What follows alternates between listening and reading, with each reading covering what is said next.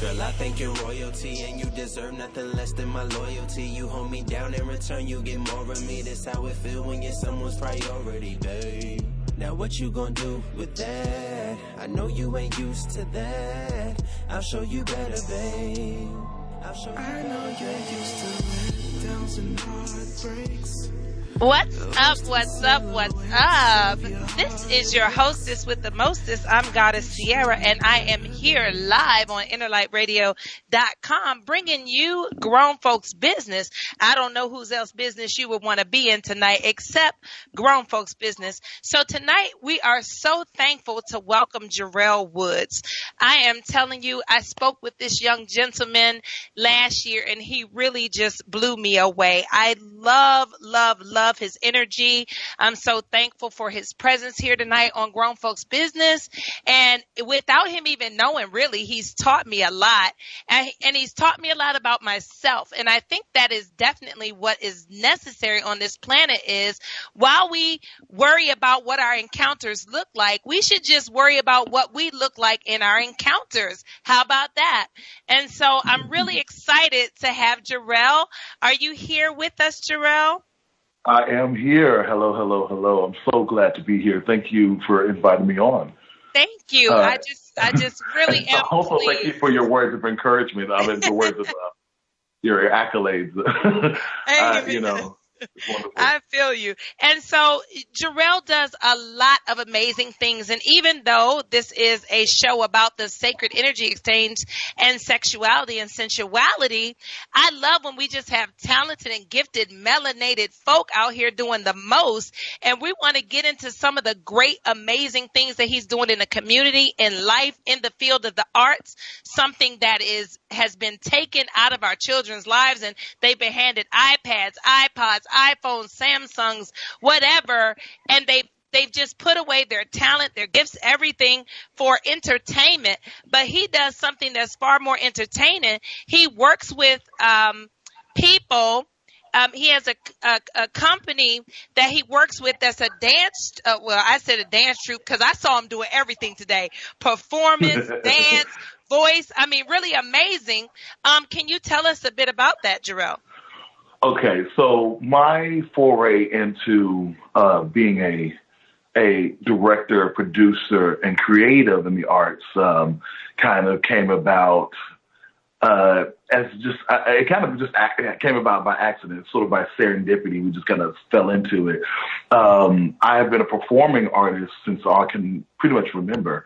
All the gifts that God has given me have just lends themselves to communication. It lends itself to expression. It lends itself to the arts. I've always been blessed with a level of understanding of people, a level of discernment, which kind of lends itself to my skills as an actor.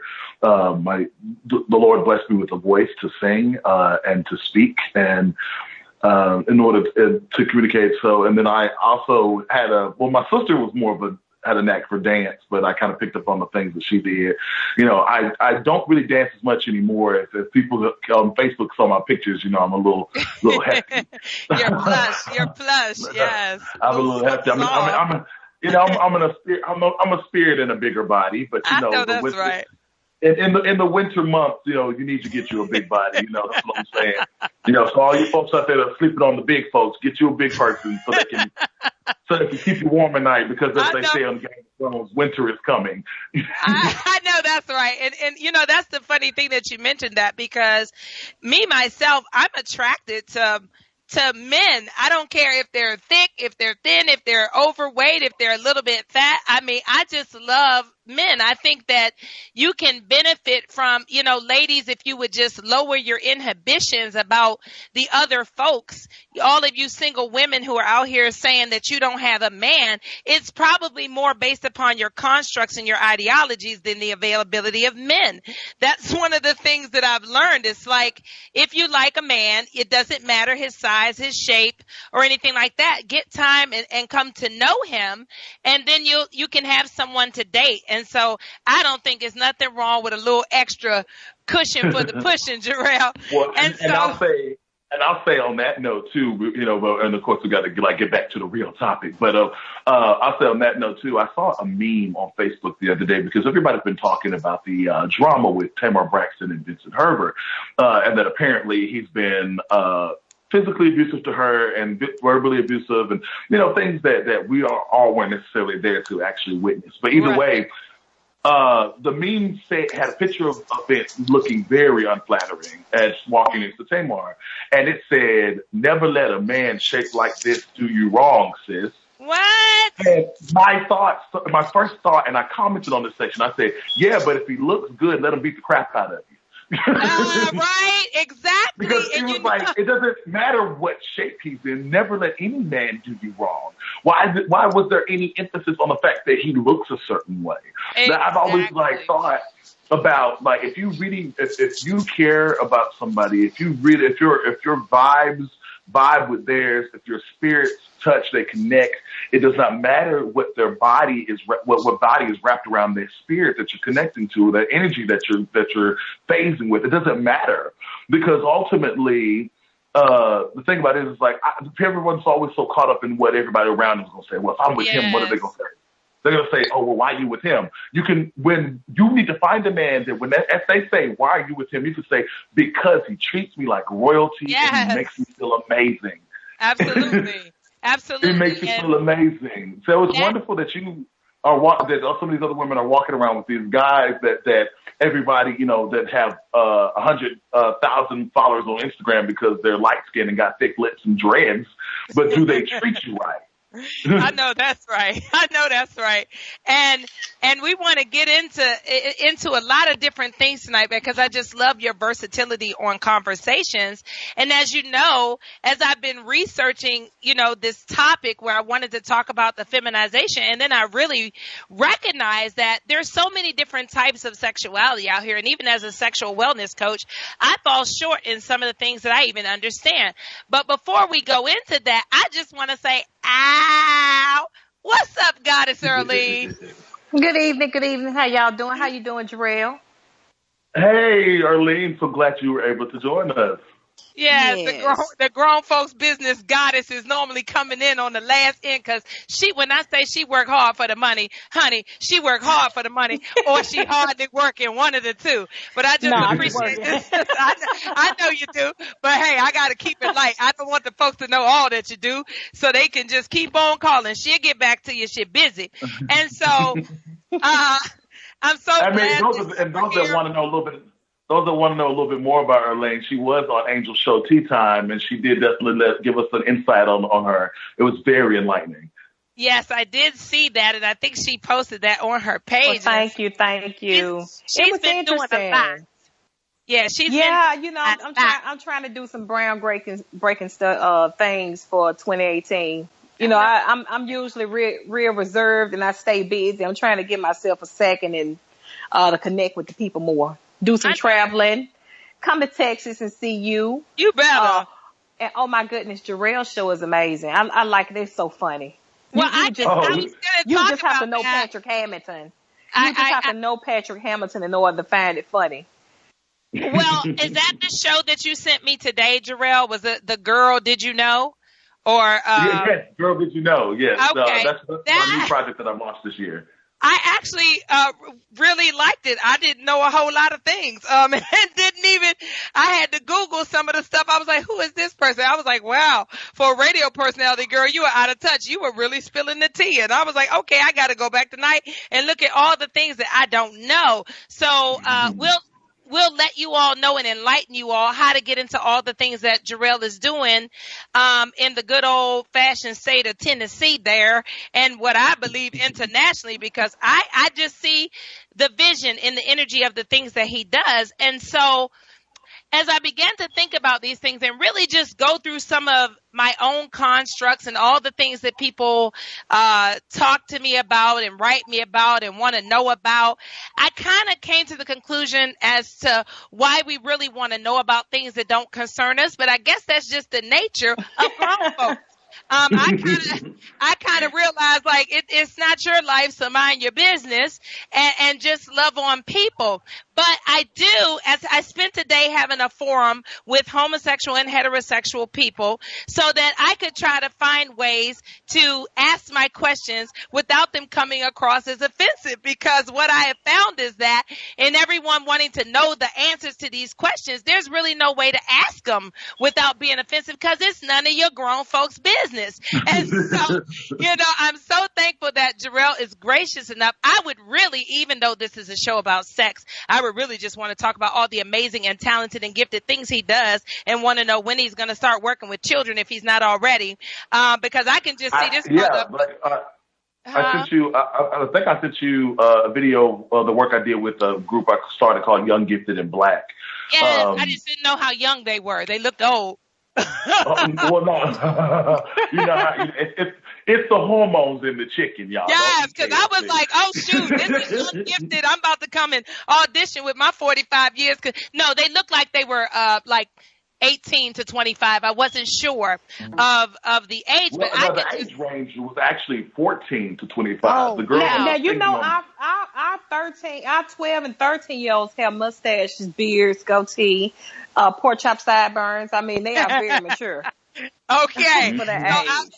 Sure. So that's amazing because I really could just see him putting on some awesome productions. I love the talent and I could just really see him, even with humble beginnings going all the way as far and further than Tyler Perry because this is the same kind of humble beginnings he started with, just putting on production. Now, Sarah, watch what you say. They're going to put a hit out on me now. Perry going to put a hit out on me. He's going to be like, look, you're going to be his next movie plot. Right. We got to get rid of him now. He's coming. Jarrell's coming to dinner, right? Guess who's coming to dinner? Jarrell's coming to dinner. And so one of the things that I love and looking at your gifts and talents is I grew up in the talented and gifted school and School of the Arts and so many things, but it was not catered to what I loved. It was more catered to the classical, because I went to a school in what they would call bougie nowadays, but it really, I wish we could have had more of the eclectic type of learning, but my teacher was classically trained and she was, School of Hard Knocks. She was like, everything comes from classical and that's it. And even Here Comes, what's that man named Santa Claus sounded like it was coming from the Catholic choir. It was a lot going on. And I just want, some of that, down home singing, as they say, and gospel. And so with all the wonderful things that you do, I sat down today and I was thinking, why is it on this planet that we are so heavily engulfed in private sexual affairs? And I wanted to propose that question to you. Garrell, Earlene and I have talked about it in times past, but why do you think, in spite of everything that you do and everything that you do that is amazing, people are more concerned with sexuality? It really is something that has, that's a question that's plagued mankind since the beginning, first of all. And that really is something that I've pondered in my career because I've worked with the youth in many capacities. I was actually a preschool teacher for the longest time. Wow. But I never compromised myself or my sexuality. I was happily partnered at the time with a man who I'd been with and who we had been in about a 3-year relationship and recently ended. And I was very, open, just as open as the women that I worked with about their husbands, about who they, and their, whatever, I was just as open about mine. It caused about a bit of issue because it did not matter how good of a teacher I was. It did not matter how much those kids loved me because I had the most control out of my classroom than any other teacher in that facility. My kids loved me. They respected me. They followed my rules, and I ran a tight ship. And we had a good time, and they learned. It was wonderful, and I loved each and every one of them. But there was always this sort of thing. They would tell me, "Oh, well, you can't hug the kids for too long. People might say something. Or you can't. The kid that kid can't sit in your lap because they might say something."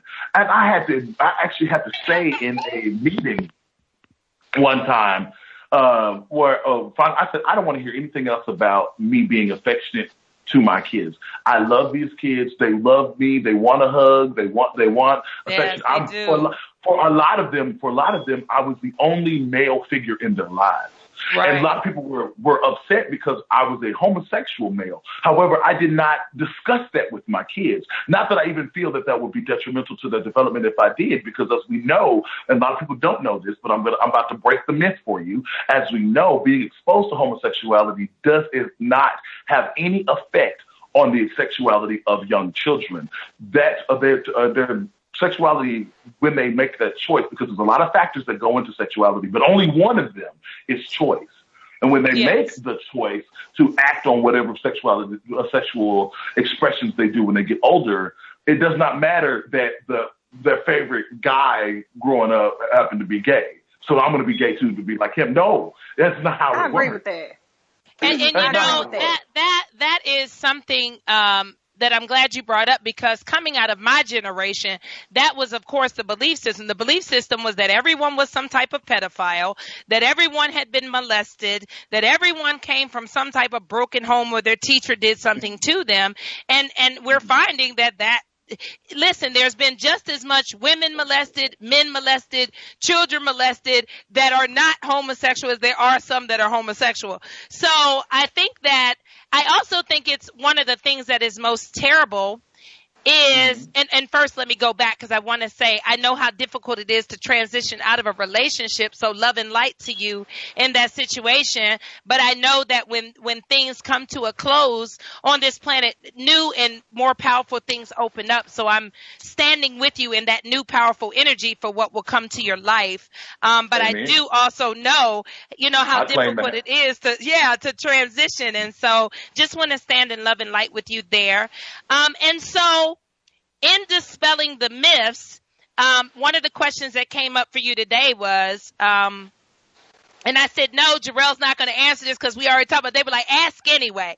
And so it says, when you came to the realization that you had same-sex affections, were there any internal conflicts about it?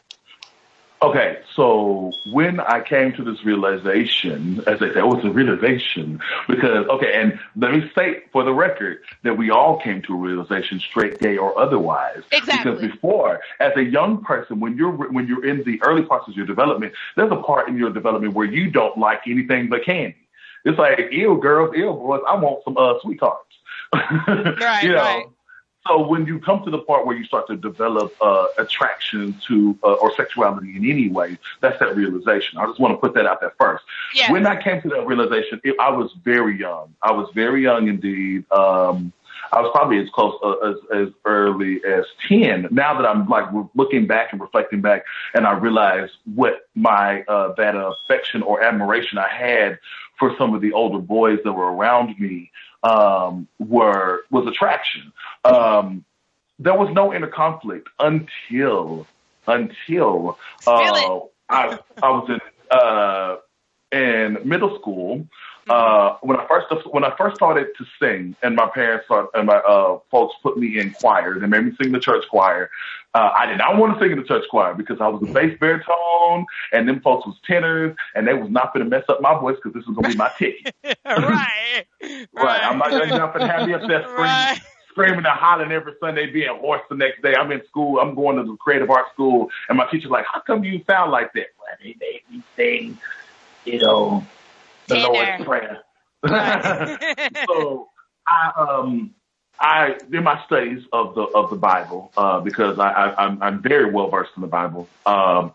I came across the translation where it says that man should not lie with another man as he would a woman, and the part where it says, where it starts talking about, we're listing off the people that should not inherit the earth, and they said the homosexual shall not inherit the earth. Right.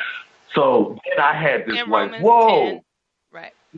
And I'm like, whoa, I didn't realize that this was wrong. And I went through this whole like prayerful thing. I was asking for forgiveness. I was asking for deliverance. I was asking for light, for love and light to come into me to help me guide me towards where I'm supposed to be.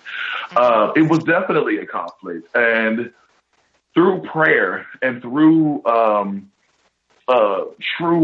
truly deeply searching within myself, because I feel the biggest crime in the world is a lack of self-awareness. Yeah. I looked around and I realized that straight men were stifled. Their identities were stifled. Their mindsets were stifled. They literally could not wear what they wanted to wear. They could not say what they wanted to say. They could not dance. They could not sing. They could not walk a certain way. They could not watch certain movies, and they couldn't cry. They couldn't. They couldn't show any emotion except for anger and happiness. And I'm watching these straight men, these men that I'm supposed to be like. You know, and if I'm about to really spill my tea for y'all, so like, I'm going to let it out here. I watch these men who are supposed to be these ideal of masculinity. I'm watching them as they beat my mother. God. I'm watching them as they, as they abuse my sister and call her out of her name and call her ugly and tell her that she was this, that, or the other. I'm watching as they cause such pain and heartache in the lives of my friends, because of course, when you identify as homosexual, a lot of times females have a tendency to flock towards you. It's not necessarily that I don't like that, because a lot of my greatest friends are women. But I also have been blessed enough to have really strong male friends too that are that also don't identify as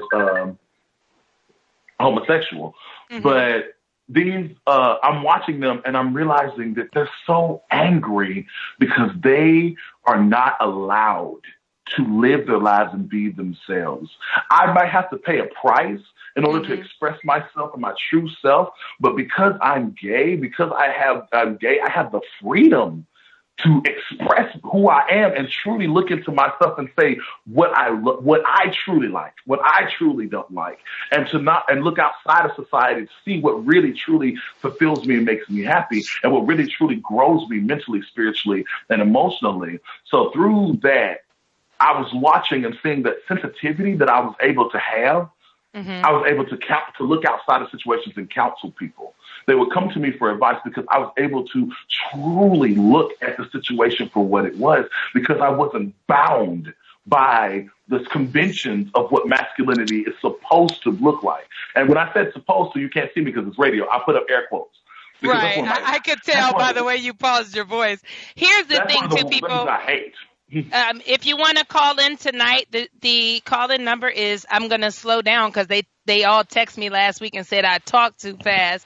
So 310-928-7733. Because I know that we are a society that now no longer likes to read or any of those things. But if you look at the postings, the number's right there for you as well. 310-928-7733. Sometimes I feel like I'm having to spoon feed and I'm confused because there's so much information there.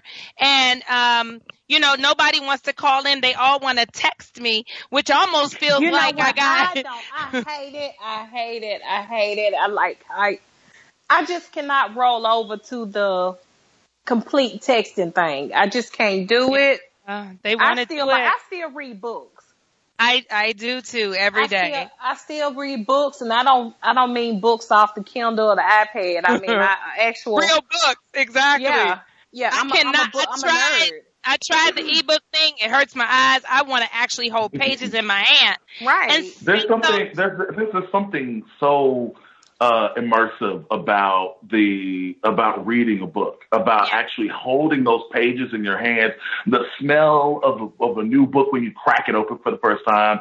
Like there's so much. That's such a man thing. I'm sorry, Garrell, but that is such a man thing. I don't know a man that does not sniff a book. I'm like, it's a tree. I never sniff it, but I promise you, I do not know a man that doesn't smell the inside of a book. It's like the weirdest behavior. And it smells like nature. Yes, it smells like stiff bark, buddy. But one of the things you brought up just a moment ago was having female friends. And so I really wanted to talk about that as well, because there's something that I've noticed, and, just let me get through it because it'll sound shady, but it's not. It's not intended to be shady. It's just something that I noticed within the Black community, because I don't spend time in the white community, so they could do it too. I don't know. But when it comes to black women supporting black women for having a talent or a gift or something like that, there's normally a lot of drama, shade, and hatred filled in it. But when it comes to a black homosexual man, it seems like women rally around and cheer and clap and egg it on. And I'm thinking to myself, well, what do you think that comes from? What is that about? That it's nothing wrong with celebrating a woman in her power equally as a man in his power. And if it's a homosexual man, great. But why do you think that women are more loving towards homosexual males than they are to their own selves and even other women? Well, that has to do with of course, it goes back to the self-image, self-hate, self-loathing. Mm-hmm. Black men, like I said, those black men that had that anger and that about themselves, that was instilled in them as marginalized people. That self-hate is instilled in them. You are less than. You are everything about you is to be loathed, to be hated, and is less than a man. So literally, that's what women have been taught. They've been taught because of their suffrage. People forget that women are a marginalized party too. We focus so much on black people or people of color as a whole. We focus so much on homosexuals and people on the LGBTQIA spectrum as a whole that we don't look at the fact that women Hold on one second, Garrell. I'm sorry. You put a lot more extra letters in there. What is IA? I just knew LGBTQ, but what is IA? Okay. Artificial intelligence is rocking now? Or no? I'm like, you got to school me on the letters. No, it's not artificial intelligence. Okay. It's lesbian, gay, bisexual, transsexual, queer and questioning, intersex, and asexual. Oh, okay. So, and can you explain to me? I know what lesbian is. I know what gay is. I know what bisexual is. You said the T was what? Trisexual? Transsexual. Oh, what does that mean? Transsexual is... you said transsexual. I thought you said transsexual. I was like, that's a new one. Is that a person that only goes with the trends? Okay, transsexual, queer. Although that is a thing. Transsexual is a right. thing. And so queer, if you can help me with that, because I don't know what queer is. So what is that? Is that Club Kitty or what is that? No, let me tell you, honestly, I don't really know either. Yes, finally, somebody who can agree with me. I don't know. Because here's the thing, I'm not going to lie and tell you, I support everybody's right to express themselves how they choose, but I understand the L, I understand the G, I understand the B. I get a little confused when we get to the T, and I get real confused when we get to the Q and the I and the A. I get confused. Right. I don't. So I was thinking that maybe when I was in Atlanta and I was seeing those brothers with the full beard, the man's haircut, but the beat face and the dress on, that maybe that was queer. Yeah, a lot of times they call that genderqueer or non-binary, and what that means is they don't subscribe to the gender binary. That they don't subscribe to that there's just male and female. They believe that there are genders that are in between that. Me, myself, personally, as a man, I like my manly parts and I'm keeping them. But and I like my men to have manly parts. However, you'll be surprised to know that I actually am more attracted to feminine men. And people are like, well, if you date a feminine man, why not date a woman? Yes, you're already ahead of me. Okay, so, because it's not a feminine man, right? Because it's not a feminine man. It's not a woman. Now, here's the thing. Like a lot of people, like you asked me before when we first spoke, and I mean, you asked Angel the same question, that was it about expressing yourself or being something that you're not. And what you meant by that, you was like, well, what about those men that put on the makeup and the dress and that express themselves in a way that is generally associated to women. Now, and I answered this, we're instead of trying to come up with some word for the man with makeup on that has a full beard, it's just a man with makeup on. He's still a man. Yeah, you said that. And you know, and for me, I think the visual, we do get caught into the visual. And also I want to say I'm dedicating this show tonight to the people in my life that have struggled in their efforts to be who they are and to be themselves. I just want to offer you love and light. And I want to say to many that have paid the way through the loss of life, through the abuse, through the hurt. You know, there's so much oppression in this country, not just on Black people, but also on people who are gender ambiguous or people who are homosexual. And that is the reason why I did this, because I recognized even in myself some areas where I wasn't moving because of the time that I grew up in. And so, you know, today I even had a breakdown as we were in group because I didn't realize how much my uncle's situation hurt me as a child, because what I recognized that my family taught me, and it was the one thing I didn't want to learn from them, it was HATE. It was hate. And every time I tried to ask, well, when they kept saying, look at him, I didn't see anything except the person that I loved.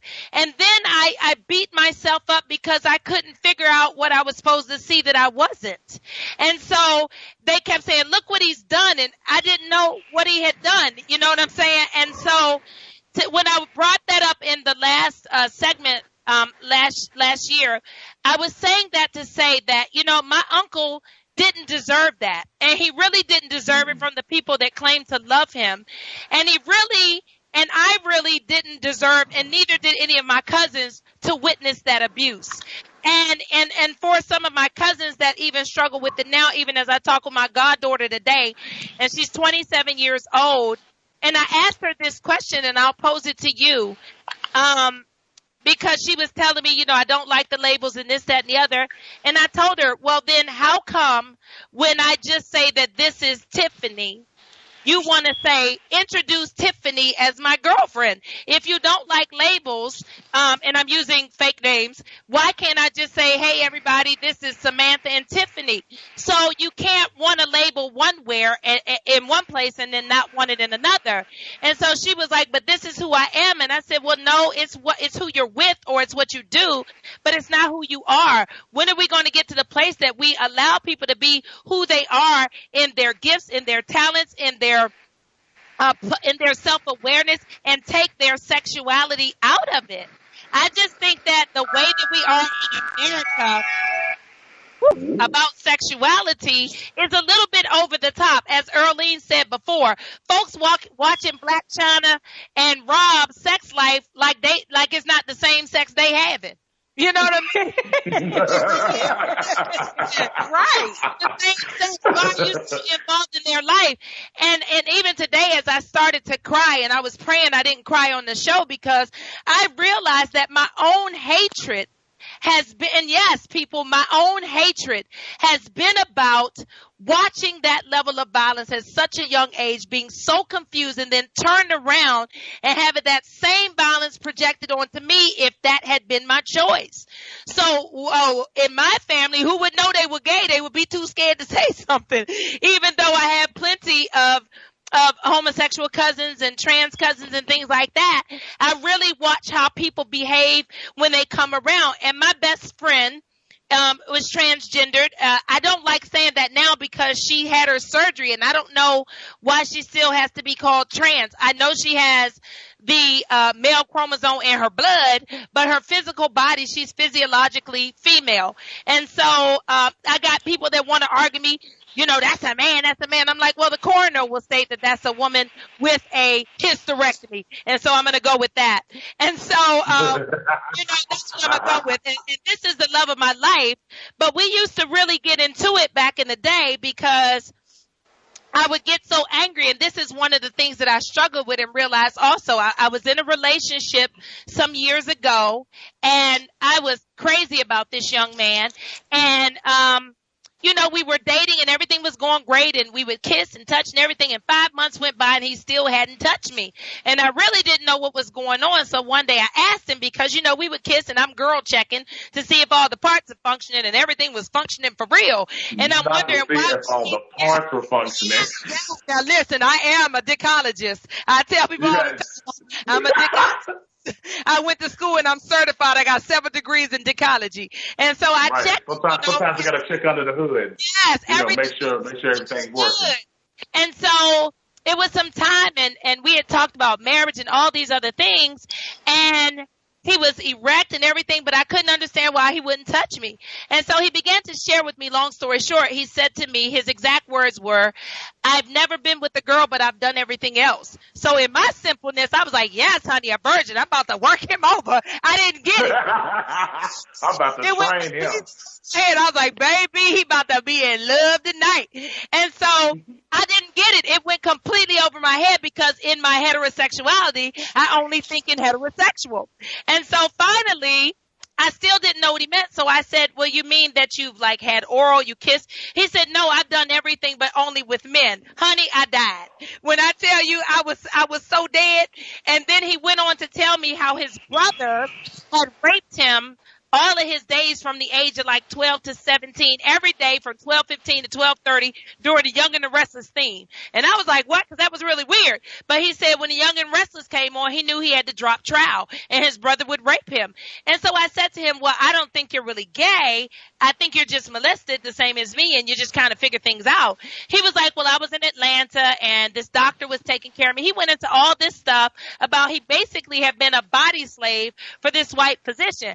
But you know, in my zeal, I thought, hey, it don't matter. I'm about to work this out. We're going to fix it. Because here's the thing, heterosexual people. Why do you think you can fix it? I think they're pretty sure about what's going on.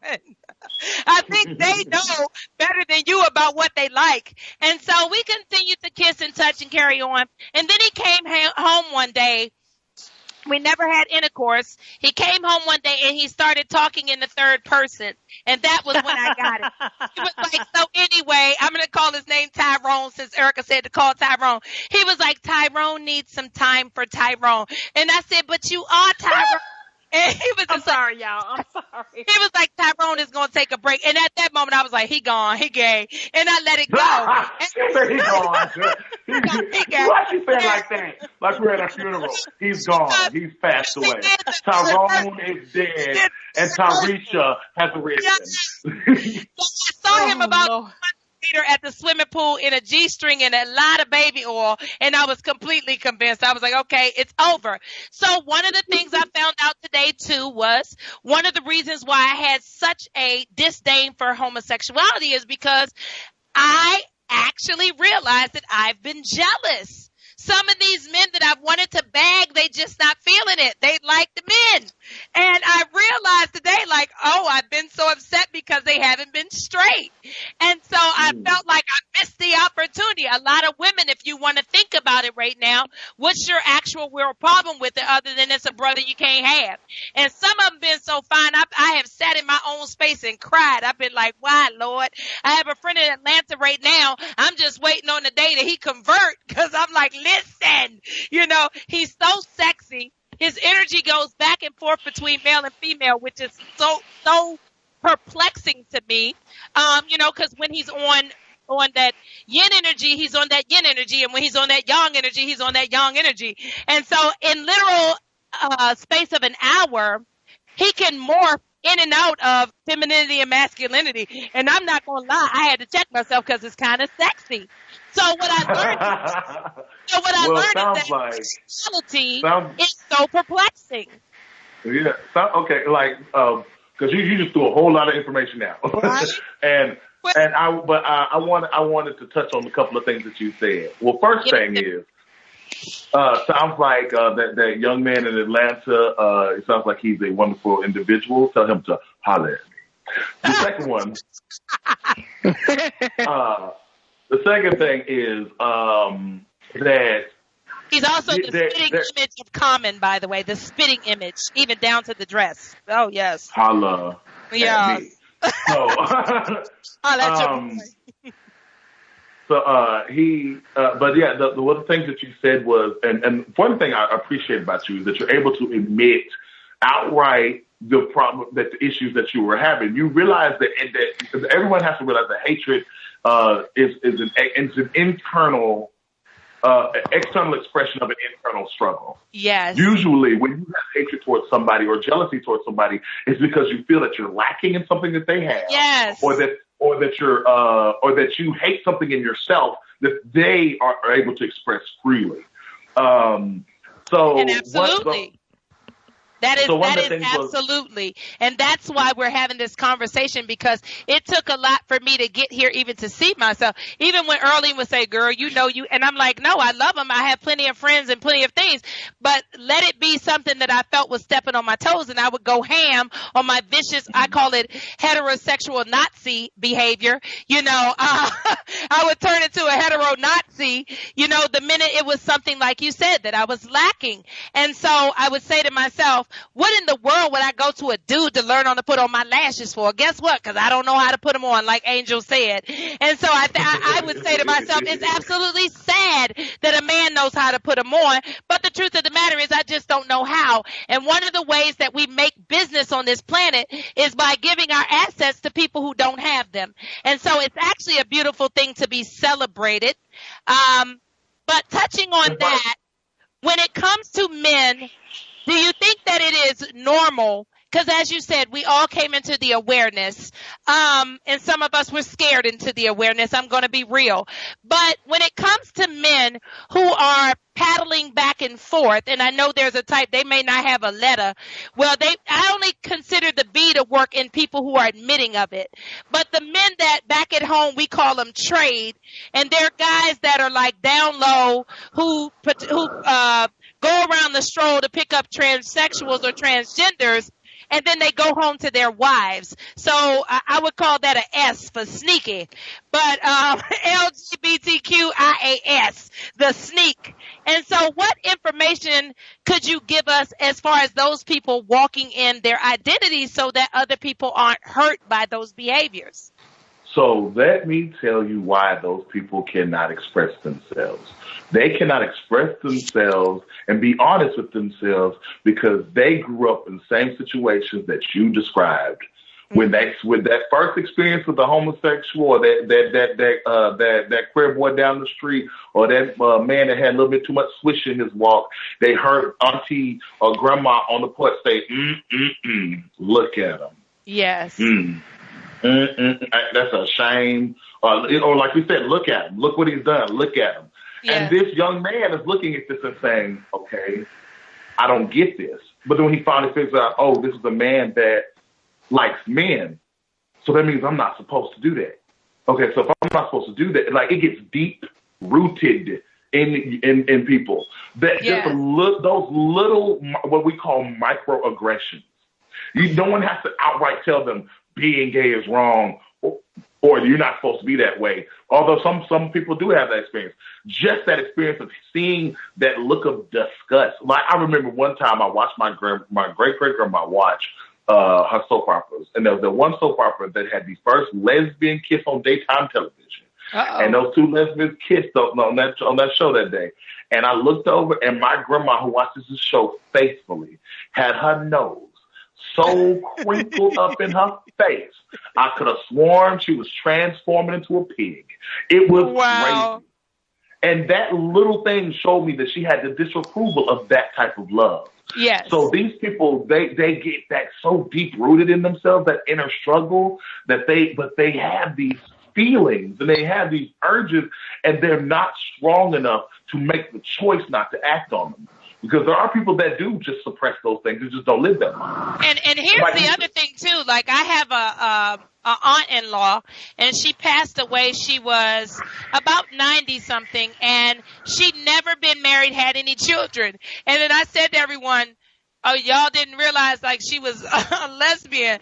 And everyone, like, went crazy because she came out of that era where if you had what they called back then improper or inappropriate affections, you just had to be by yourself. And so this was a woman that died at like 92, a virgin. And I felt so sorry. I was like, man, you never utilized that yoni. You know, you never got to hook up. I don't know if she was taking care of herself, but the sad part is she put that on her sister, and her sister was never able to have a husband because she ran every last one of them away. And so here was the other aunt who was in her 70s, never been married and no children. And so people, we have to understand, even though I have seen in my 45 years on this planet, I've seen one extreme to the next. I've seen the extreme where homosexuality was you were nearly murdered and killed and beaten by people that claim they love you, to seeing it now seem like it's something that everyone wants you to get involved in. And I'll bring that up because I was very offended at the way that they treated Genuine because he did not want to kiss a transgender. And I wondered why they didn't understand that that was sexual harassment towards him. Why did they turn it into him being a gay basher or, hey, I believe that. Why was he kissing the transgender again? I missed the news on that one. The transgender asked him for a kiss and he said no. And then everyone was like, oh, but you would kiss it if he was a girl. And she was, and the transgender was like, I'm a woman though. And Genuine made a face like, but not to me. And so they went on and on and on and bashed him because he's a heterosexual man who identifies with heterosexuality and doesn't want to kiss a transgender, maybe just on TV. I don't know. You know what I'm saying? And so I thought it was really unfair that the moment it went into the LGBTQIA, I wrote it down. Did I get it right? LGBTQIA, and I'm going to add the S for sneaky. When I saw that, I thought it was really a shame that he was having to defend his heterosexuality. That was always my problem, where it seemed more like a culture and a behavior than an actual private sexual experience. So how did you feel about that debacle? Okay, so when it comes to that situation, Genuine does not have to kiss anyone he does not want to kiss. Thank you. Whether it be man, woman, goat, alien, or what have you, no one has to put their lips on or engage in any act of affection or sexuality, because kissing is a form of affection, and affection and sexuality come from the same place. He does not have to do that with anyone he does not want to. So for anyone to try to claim that he was bashing this person because he did not want to kiss them, that's just BS. That's straight up BS. Right. The person kept saying, come on, give me a kiss. Give me a kiss. And he was like, Honestly, here's the thing. I don't care if it was Halle Berry. Right. If she walks up to me and is trying to give me a kiss and I don't want to kiss her, then I don't have to kiss her. Because everybody got up in arms. Because, see, this is the thing. Everybody got up in arms. Remember, speaking of Halle Berry, when that white actor, Billy Bob Thornton. No, not Billy Bob Thornton. The one that kind of kissed her on the award show. Everybody was up in arms about that because he sexually harassed her. Okay, for this person trying to urge Genuine into a kiss, that's sexual harassment too. Absolutely, and I felt like at that moment he needed to put a hashtag Me Too up, and I was just like, hey, this is pretty terrible. Hashtag Me Too. Men can be harassed. Men can be harassed. They can be molested. They can be sexually assaulted, even as adults. And the thing about it is like, here's the thing. Like you spoke on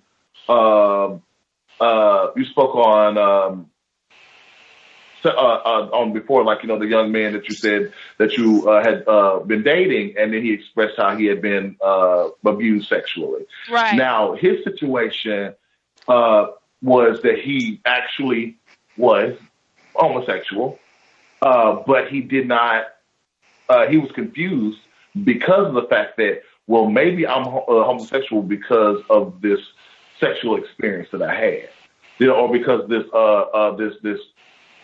that was imposed upon me, and maybe that's why I feel this way, But then, what he said to me was that he had just been through too much to recover his body with a woman. That was his belief system. He said he just felt like he had endured too much. I mean, I was very confused because he was clearly attracted to me. We had great chemistry, and we were young and all these types of things, but You know, Well, I'm really learning that it's just such a thin line in the psyche of sexuality. I know men that have been molested and are completely heterosexual, and I know men that have been molested that are homosexual. But then I talked with a young man, and he said to me, I wasn't homosexual, I was country.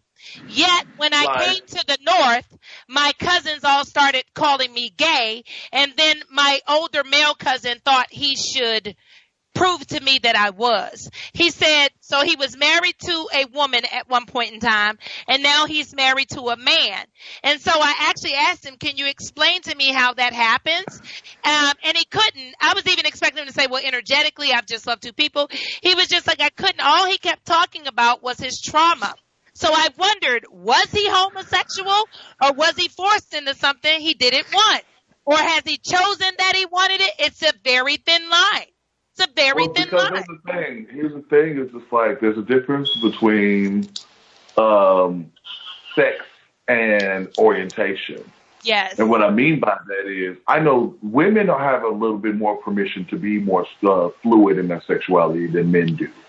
And what I mean is, I can't throw a dead cat without hitting a woman that's had a same-sex experience, but still lives a heterosexual life now. Right. Most women can say, oh, yeah, I've been with a girl once. Yeah. Some women can even say, I dated a girl. Mm-hmm. And that's fine. But when you run into a man who has been with another man, but then realize, you know what, I'm heterosexual, they're like, oh, that can't be true. Because we live in a society where that is so anti-feminization, and that's also another thing. There's a difference between homosexuality and a feminine homosexuality. Exactly. Absolutely. I'm a homosexual male, but You're not feminine. have masculinity. I'm not feminine. I'm a man. You know, I might not like, you know, I do performing arts and stuff like that, and I can express my femininity, you know, if I choose to. But the thing is, like, there's no fluidity there, you know, and so these men that have this experience with being molested and or even raped, they might realize that there's a part of that sensation during that sexual act that they actually enjoy. Yeah, because I remember Tyler Perry stating that, you know, his body betrayed him. Because here's the thing, people, sex feels really great. And I hate that we have to end this, Jarrell. I really want to extend the invitation to you next week, because we could go on and on, but we haven't even covered the half of all of your greatness and all of your information that you can give us, because it was a powerful meeting today.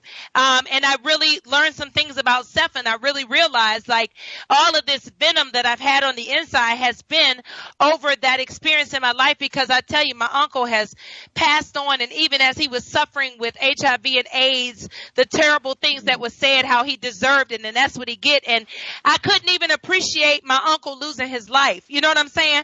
Because everyone was telling me how it was his fault, and I didn't realize how much that had shaped me in my adulthood, that trauma. And so it was really powerful today. I cried my eyes out, and you know, in front of those young people, because I'm 45 years old and I grew up in a different time frame. But I would really love to have you on next week. Just so, I mean, God, we need like 3 hours for this. To have you available, or later on in the month. I didn't even book the show because I knew I would need to have you again. And if you're up for that, we would love to have you. I'm totally down. I just looked at my schedule, and I'm totally down. I believe I can definitely be there. Awesome. And I want to say before we, because you're family. and I want to say before we close out, though, like that I definitely, you know, will spit knowledge like this on my podcast. You can find it on SoundCloud. I just put my first installation of it. It's called $2.25 Change. And you can also get a lot of information and get the tea on Girl Did You Know, which you can find on Facebook. Yeah. You can find it on Facebook. You can find it on YouTube. Preferably get on YouTube, subscribe, like, comment, give me a whole bunch of views so I can quit this job. That's right. And we got 1 minute. Earlene, tell the people how to get in touch with you. You can reach me at Beauty Raw Spiritual, 423-320-2215. Follow me on Facebook, Earlene White McConnell. Look me up, Beauty Raw Spiritual. And you all know me, so I'm not telling you anything. You know, this is Earlene. This is Earlene Connection. These are Earlene's people, and I love her so much for this. This has really blessed me. It's encouraged me, and it's stretched me in 2018. And I want you to stretch yourself, too, because I'm going to tell you. Wonderful show. Living with that hate on the inside is death to you. And I'm telling you, I want life, and I want it more abundantly. So I thank you so much, Garrell. I appreciate you. Light and love in all that you do. Light and love to Angel LaVey. I'm in a different space in 2018. Y'all come on into that space with me. Peace and hair grease.